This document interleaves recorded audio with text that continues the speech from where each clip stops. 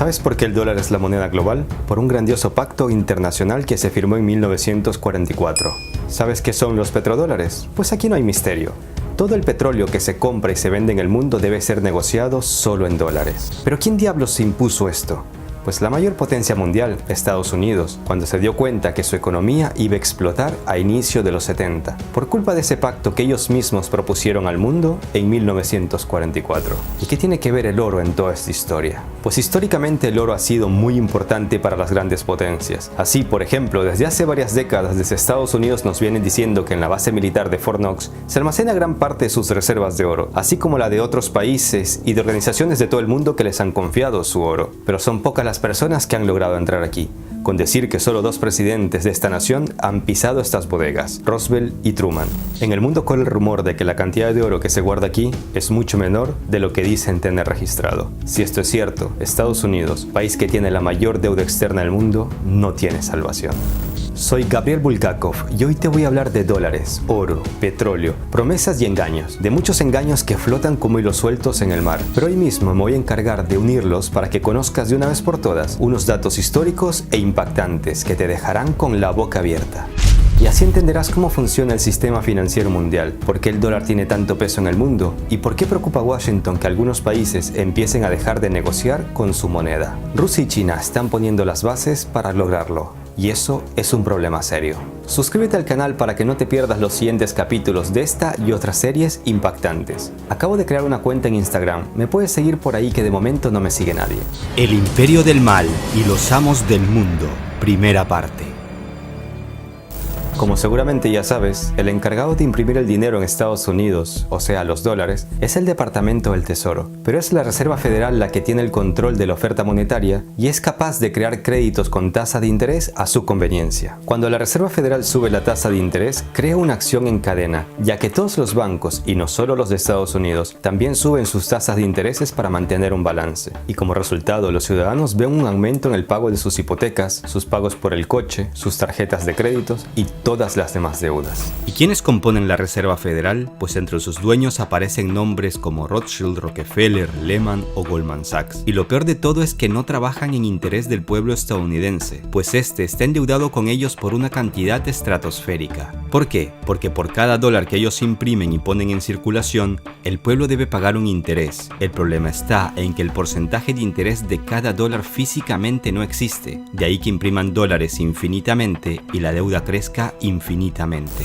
Para que tengas una idea, te dejo un dato impactante. Con una moneda de 25 centavos de dólar, ellos ganan unos 22 centavos netos más el interés que se les paga, ya que fabricar una moneda de 25 centavos cuesta menos de 3 centavos de dólar. ¿Sabes cuánto cuesta imprimir un billete de 100 dólares? Exactamente 14,2 centavos. O sea, el valor real de este papel, que por cierto ya no está respaldado por oro, es de 14,2 centavos. Pero estos banqueros lo inyectan en el mercado por lo que cuesta, 100 dólares, más su comisión. Entonces se puede decir que quien tiene las máquinas de hacer los dólares tiene todo el poder. Y ya te he dado algunos apellidos de los que manejan este negocio del siglo, o mejor dicho, el robo del siglo.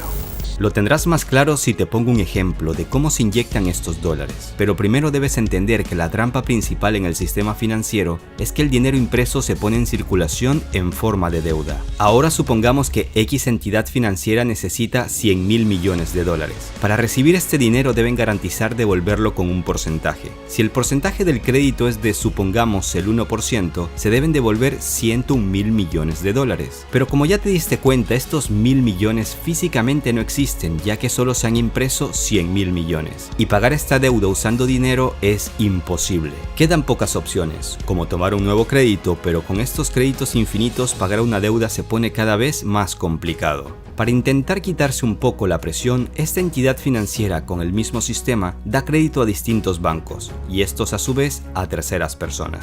Pero el porcentaje de comisión se vuelve cada vez más alto en cada etapa, y es así como terminan sufriendo los ciudadanos comunes y corrientes como tú o como yo.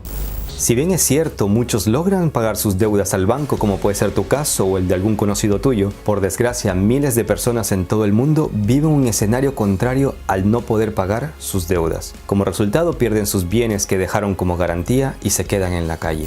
Por ejemplo, solo en 2017 los bancos en España les quitaron sus casas a más de 22.000 familias, debido a que no podían pagar sus hipotecas. y los datos registrados en la década anterior eran mucho peores. El sistema financiero está construido de tal manera que los más ricos, empezando por los banqueros, reciben su tajada a costillas de los más vulnerables, los cuales terminan siendo esclavos del sistema por míseros salarios que van a parar a los bancos para pagar sus créditos. Los bancos de todo el mundo tienen algo muy claro: les resulta más rentable que sus deudores no siempre puedan hacer sus pagos a tiempo, ya que deberán pagar un interés por demora, o mucho mejor si pasados los años no pueden pagar sus hipotecas, ya que se quedarían con sus casas.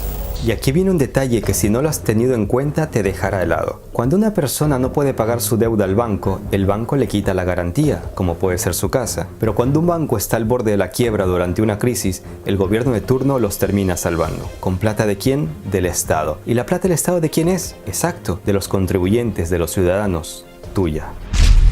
Por ejemplo, en 2012 fueron pocos los medios los que revelaron que la Reserva Federal proporcionó ayuda urgente y en secreto por $16 billones a los más grandes bancos norteamericanos y europeos, en pleno apogeo de la crisis financiera global, es decir, entre 2007 y 2010. En España, tras la crisis económica del 2008, el Estado empezó a inyectar dinero a los bancos para rescatarlos. Claro, con dinero público, y aseguraban que los contribuyentes no perderían ni un solo euro. Gran sorpresa se llevaron los españoles cuando en 2017 un informe cifró en más de 60.000 millones de euros las pérdidas por el rescate a la banca. Y es el contribuyente el que termina pagando ese dinero para rescatar a los bancos, que a su vez dan créditos al mismo pueblo. Ese pueblo que cuando no puede pagar sus deudas, a ellos sí les quitan sus casas. Y ese sistema funciona así en todo el mundo. Aunque no lo creas, se puede decir que en el sistema capitalista existe la ley socialismo para los ricos, capitalismo para los pobres, ya que los banqueros siempre serán rescatados por el Estado, con el dinero del pueblo, mientras que el pueblo será despojado de sus bienes en caso de no poder pagar la deuda. Martin Luther King usaba con mucha frecuencia la frase socialismo para los ricos, capitalismo para los pobres. No en vano hasta había pedido a la población que retirase su dinero de todos los grandes bancos. No me digas entonces que lo mataron los banqueros al igual que como se especula con el caso Kennedy. Pues dejemos ese tema para otro video. Lo que sí te puedo decir a ciencia cierta es que a estas alturas estoy completamente convencido de que el sistema financiero global se pudo haber construido de otra manera. Aunque ha habido personas que intentaron cambiar este sistema, pero ellos han terminado 3 metros bajo tierra o en la cárcel. Pero este tema lo dejo para otro capítulo. No te vayas, que lo más impactante está por venir. Cómo Estados Unidos se adueñó del mundo con el dólar.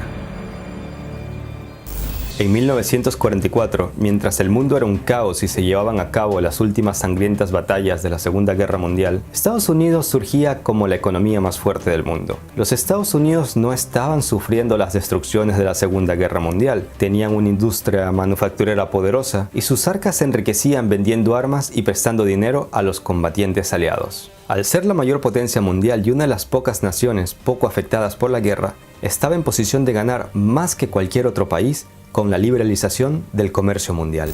Se estimaba que la vuelta a la paz traería una depresión como la de los años 30 debido a la vuelta de los soldados de todos los países participantes de la guerra al mercado de trabajo, y la producción bélica estadounidense se estancaría. La guerra no había acabado y Estados Unidos ya sabía cómo enriquecerse más a expensas de los que más sufrieron durante la guerra. Se trata de la creación de un acuerdo que garantizara la prosperidad de Estados Unidos para las siguientes décadas. Fue así como a mediados de 1944, cuando la Segunda Guerra Mundial no había acabado, se reunieron unos 730 delegados de 44 países en territorio estadounidense, en concreto en Bretton Woods, a fin de definir el futuro financiero del mundo.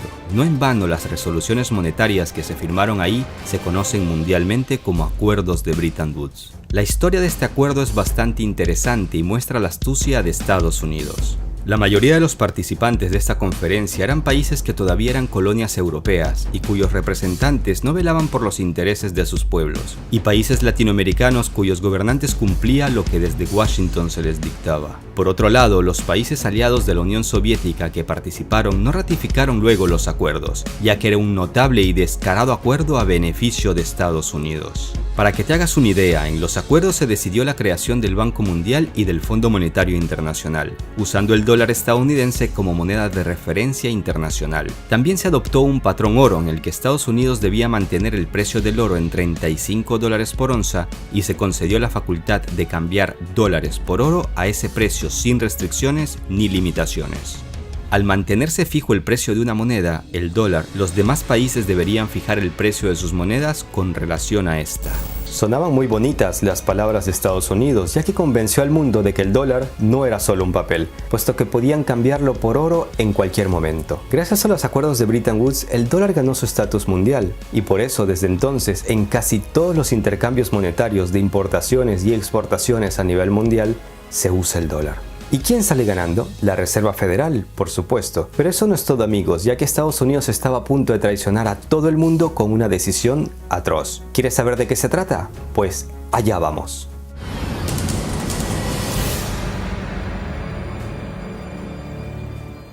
Ya por los años 60, algunos países empezaban a sospechar de que la cantidad de dólares impresos en el mundo era muchísimo mayor que la cantidad de oro. Es decir, que si todos los poseedores de dólares en el mundo empezaban a comprar oro, Estados Unidos no hubiese podido cumplir con su promesa del acuerdo de 1944, porque de estos papeles verdes había muchísimos regados por todo el mundo, pero oro no tanto. Y algunos países como Francia empezaron a cambiar sus millones de dólares por oro, y su ejemplo lo empezaban a seguir otras naciones europeas. A principios de los 70, en Washington intuía que algo grave estaba a punto de pasar. Estados Unidos estaba empantanado en la guerra con Vietnam y el mundo ya se había dado cuenta de que el dólar estaba sobrevalorado. Desde Washington necesitaban una solución, de inmediato. En mayo de 1971, Nixon se reunió con el rey Faisal de Arabia Saudita, donde intentó desarrollar alianzas para salvar su cabeza.